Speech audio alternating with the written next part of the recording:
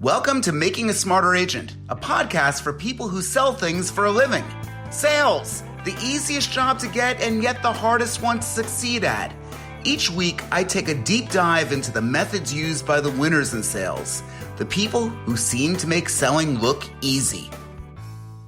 Today, I've got Terry.thompson, a top producer on Long Island.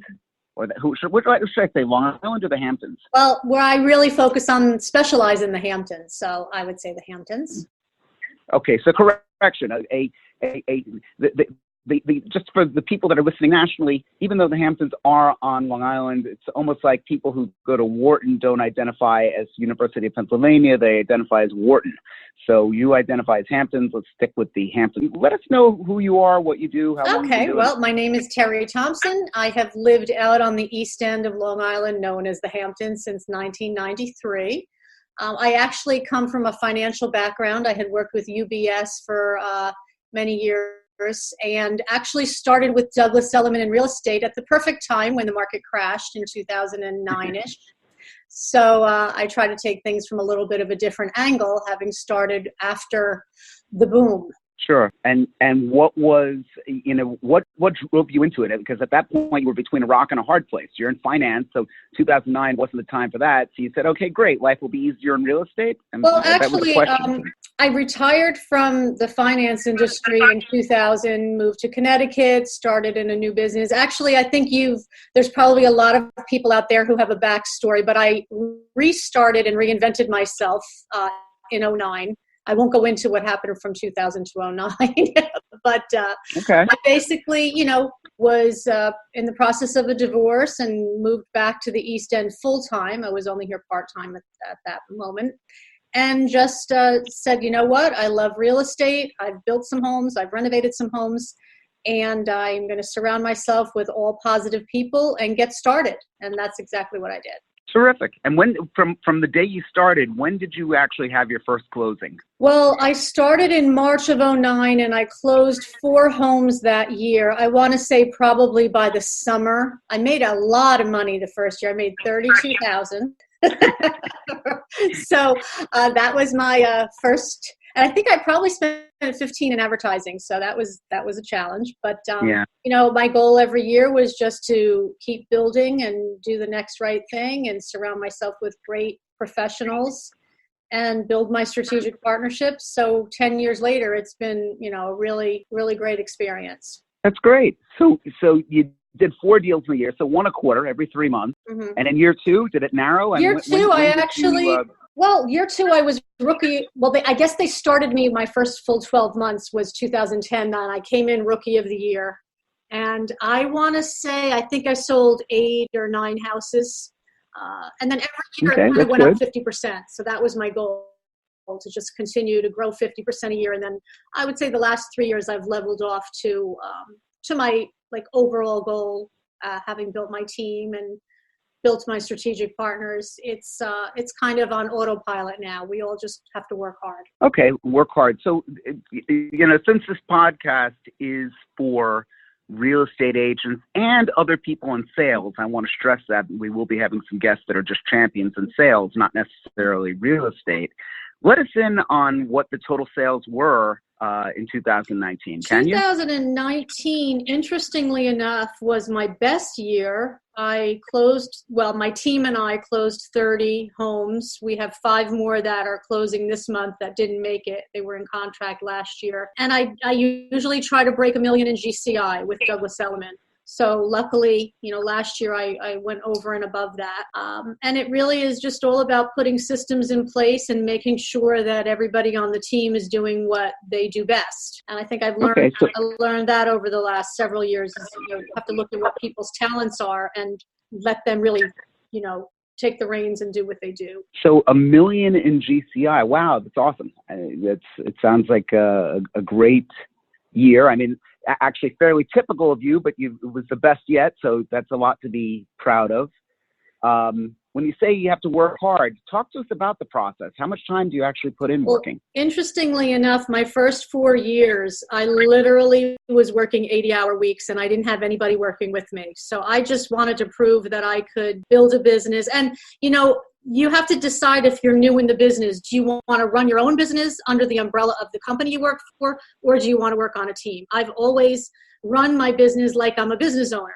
So I understand that you have to spend money to make money. I understand that you have to advertise in whatever way you do that best. And I really outsource a lot of what I do so that there's a specialist in each section of my business. For example, social media. I outsource that to a young lady who's local, who knows me. We work together. We do videos together. But she knows how to manage and knows all of the new idiosyncrasies of Facebook and Instagram that change on a regular basis. So I let her run that, and I pay her. I'm not afraid to pay people for what they do best. So you've got her for social media. Walk us through some of the tools that you use to get the Terry.thompson brand out there.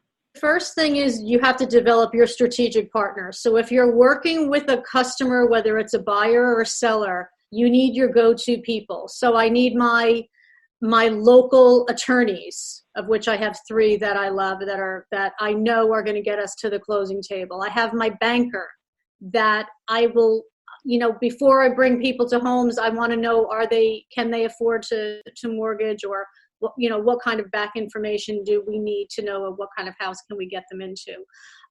I also realized that, don't compete with the competition, make them irrelevant. If everybody is advertising in Hamptons Magazine, I've always advertised online. I do no print ads whatsoever, but I've been investing my advertising dollars with Trulia and Zillow now for 10 years. A lot of people don't find it valuable, but I spend a lot of money monthly, and I find that for me, that brings in my leads. My team manages some of the buyer leads. I get a lot of organic seller leads who see that I've got 50 reviews. They're all, they're all 4 to 5 stars. So it's and where does your business break down as far as buyers and sellers 50-50. go? What percentage of your business? Every year it turns. Has it always been that way? It always turns into 50-50, and I do every range of business. So I might sell a $400,000 house or a $5 million house, and it all averages out. And in our market right now, under $2 million has been very active over the last year. However, I'm hearing from managers and colleagues that all of the market is really picking up on the East End. So everybody who thinks that it's dead out here, we're very active. I've got appointments all week. Amazing. It's wonderful. I thought I was the only one busy here in South Florida, so it's good to hear. Look, my biggest problem is that I've got 4 buyers that won't buy until they sell up north. So to hear that is incredibly heartening. Yeah. I think that's great. If you're working, you're making money. If you're complaining, you're not working. That's out here, there's always a pipeline of people shopping. You have to really understand the market and how to guide them to the right areas that fit their needs. And really finding the house is the easy part. Getting them to the closing table is where you have to bring in all your professionals and make sure that it's a smooth process. And so you got your social media person, you're doing other market. What overall? Because I'd love to get you back at some point and we could do a whole thing just on one aspect of marketing. But what are you spending annually on marketing? I think I run about $80,000. Okay. Oh, and $40,000 of it is Zillow. Zillow. People can complain all they want about Zillow. Right now, for me, it works. I spend about $40,000 on Zillow because I put all my videos on there, and it's about really just giving the best exposure you possibly can to your homes. Sure. And to the agents that are listening, Terry makes a very good point about video and Zillow. You want to just explain to everyone the advantage of putting video on your listing video on Zillow or their silent video that they have? Well, I don't do the video that they have. Listen, they're always looking for another way to get paid, and we know that, and we know it's not great, but they have a program where if you're already an advertiser of if you're already a premier agent, you can spend a minimum of another $500 and you can now post your own live videos. I have Rise Media, the media company I work with, shoot professional live videos of my properties, and then I can send that link to them. I don't do the video walkthroughs that they have that are silent because I don't think they're professional enough.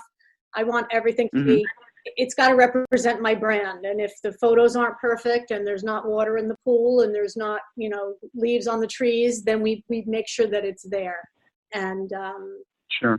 I would say anybody starting in the business, you really have to make sure that the way you represent yourself is top of the line always. Yeah. No, listen, all that is really well said. But as I'm looking at this, I know you did better than $1 million in GCI, and 8% of that is spent on marketing. That sounds quite remarkable, actually. That sounds like you're really making the most of your marketing dollars.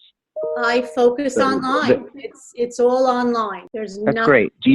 So. Any events, any parties? I for example, and I'm going to give a gratuitous plug here. February 18th, I rented the ballroom at St. Andrew's Country Club, and I've got Howard Lauber coming along with Bruce Toll, the CEO of Toll Brothers. So for the agents down here that are listening, if you'd like to come, definitely give me a buzz. But I'm just curious, are you doing anything like that or any parties? I do in the fall. I usually I invite everybody to one of the restaurants out here that's it's kind of like after the season is over. So I do that, and I also try to get people when we have events, for example, the Hamptons Classic. I'll try to maybe take a table and invite some people. But I try to keep in touch with them more regularly. We're very social out here because we're in a more of a seasonal market. So we see people all summer. It gets a little quieter in the winter. Okay. Yeah. And obviously I'm the reverse of that. So down in Florida. So I certainly know about seasonal stuff. As far as the team that you have, you were mentioning a team. How many people, do you have an assistant? How many people are working with you? Let's break that down. It's interesting. I should have an assistant, but I still haven't found somebody. I have 2 gentlemen that are seasoned in sales, and they get probably half of my Zillow leads. So I have them as buyers agents, and they do all of the open houses. So then, of course, there's more buyers that come in through that. I'm still trying to find somebody to be sort of a listing manager to open doors because we don't do lock boxes here. We have to show up. We want to show up for every showing to represent our product. So it's really myself handling a lot of it and the 2 gentlemen that work with me. And then I have my media person. I have my front desk who does a lot of my email blasts. So I think you have to break down your business in your own way. I know people in my office do it all different ways. But you have to kind of find a niche that works for you. Sure. And you introduced me a while ago to Homelite and some of these other iBuying type of services. How has that been for you? And maybe you could explain to everyone what Homelite is and what, I forgot the name of the other one you had. These guys in California or wherever they are pretty smart because they buy Google ads space. So if you have, let's say you're an agent in Florida and somebody Googles best agent in Boca, they buy top 3 spaces. So then the buyer or seller will click on them. They take the lead and then refer it back out. So I actually do 3, 4, 5 deals a year through Homelite, UpNest, Fast Expert, Top Agent Choice. There's a lot of them, and they'll come to you. They'll say, "Hey, I have a seller who's interested in selling in Southampton," and I guess they do review a few people. I think they give out more than one agent, and you just have to interview for the job. And I've gotten 4 or 5 listings last year that we sold through these companies. And they take a referral fee. They take a 25 to 30% referral fee at the end. It's a bite in the ass. Well, you know what? I leverage everybody. There's very few deals that I even close that are 100% me. There's usually 3 or 4 people getting paid out on them. So, well, good. Then that brings me to the next thing. How many deals did you refer out? I know that I've been the recipient of a couple of things. Thank you very much, and we've had some success. Which hopefully will continue, but. I also have noted that you've received leads. How many leads do you give out a year that go on to close, and how many do you receive? So I probably give out maybe 10 or so a year, but I'm always asking. So anytime I'm working with someone, I always say, where do you live? Where are you selling? And sometimes, I mean, it's in an obscure place, like on a lake in Georgia, So it's just something that has to be part of your conversation all the time. Sure.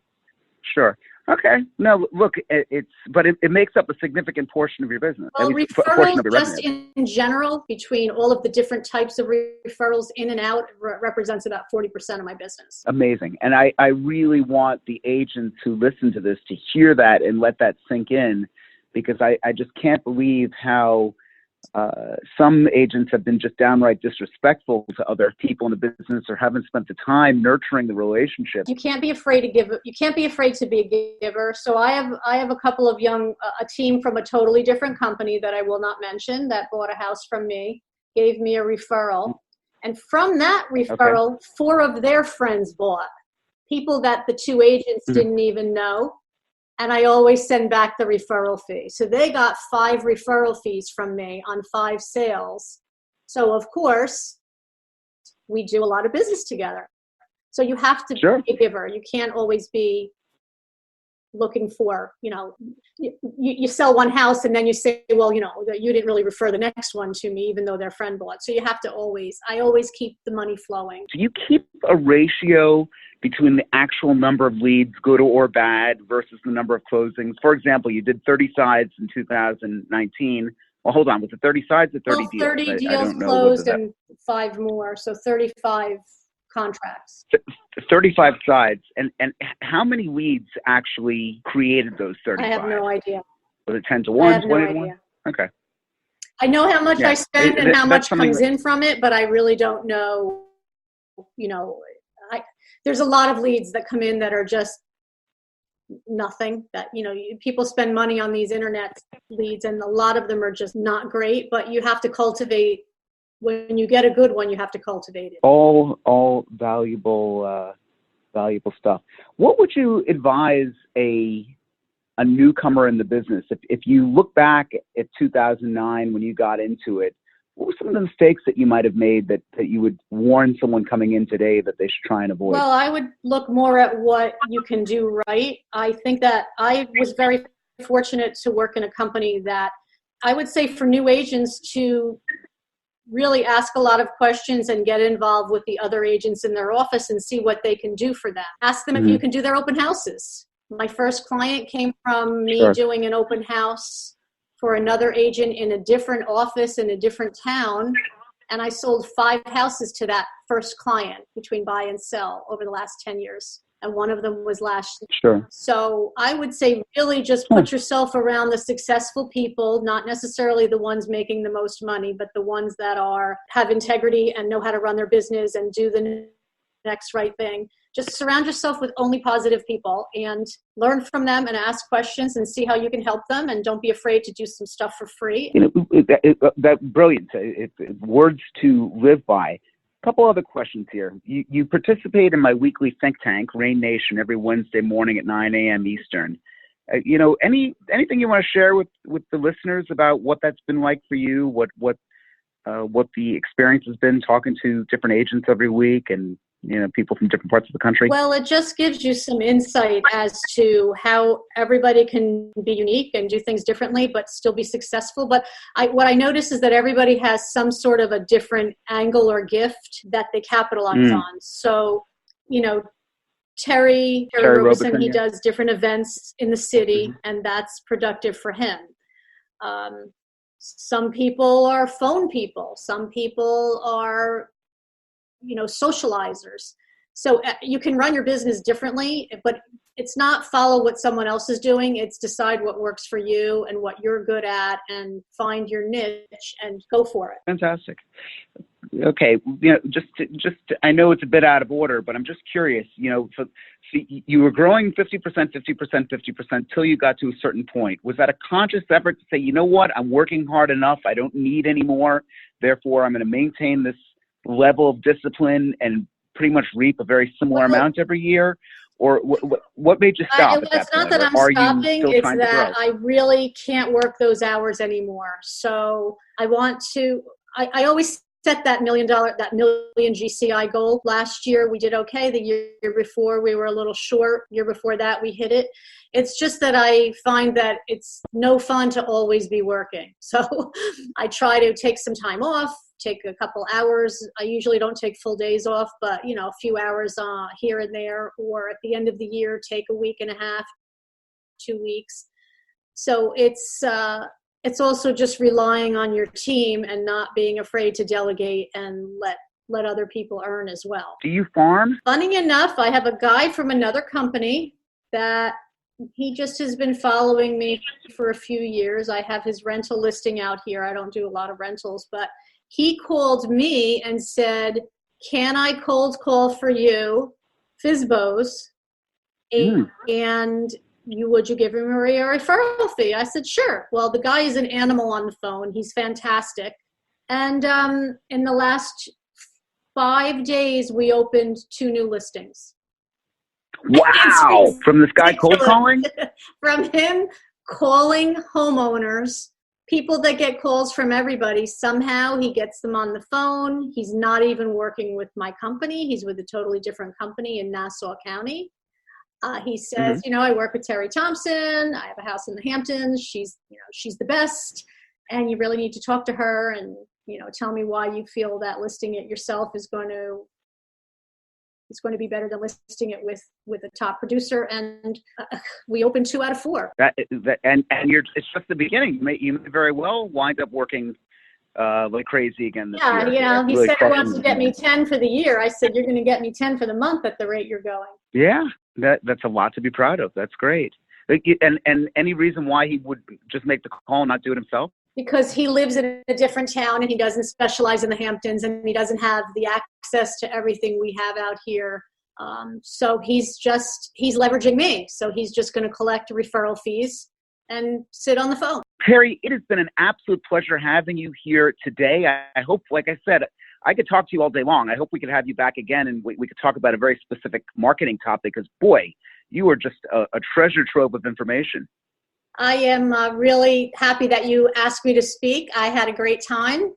I'm always available. I've been out here 30 years, so if you have any questions on the Hamptons, just always ask me. And hey, I'm looking forward to seeing you at our next conference in a month or so. Yep. See you and for the Element agents that are listening, see you all, hopefully, in March in Connecticut. Thank you for listening to Making a Smarter Agent. Do me a favor. If you liked Making a Smarter Agent, please go to Apple Podcasts or any of the podcast services you might be listening through and give me 5 stars.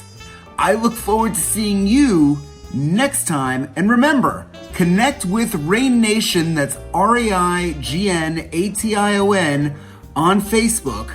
It's part think tank, part group therapy for realtors, all coaching, and it's affordable. Please tune in again next week to listen to another exciting episode of Making a Smarter Agent.